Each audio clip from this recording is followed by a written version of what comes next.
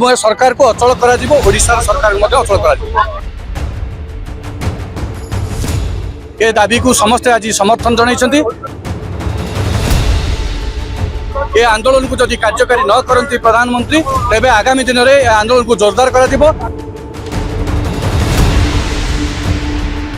मधुसूदन प्रधान कार्यकारी सभापति labour progressive federation.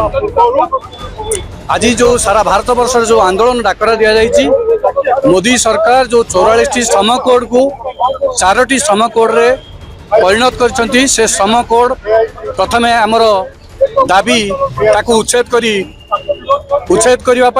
एवं से 44 कोड को कार्यकारी करने आम आज दाबी अच्छी एवं सर्वनिम्न मजूरी 26,000 टंका मजूरी जो अच्छी आमर श्रमिक कोड रे ताकू आमर दाबी रही एवं जो सरकारी कर्मचारी माने आज आमर आज ए दाबी को समर्थन जनइछन्ति। बैंक ठू आरंभ करी पोस्टाल पर्यंत खनि खादान समस्ते आज ए दाबी को समस्ते आज समर्थन जनइछन्ति। तेणु आज ये जो आंदोलन होइछि ये आंदोलन को जदि कार्यकारी न करती प्रधानमंत्री तेबे आगामी दिन में आंदोलन को जोरदार करा दिबो एवं सरकार को अचल करा दिबो। ओडिशा सरकार को अचल करा दिबो।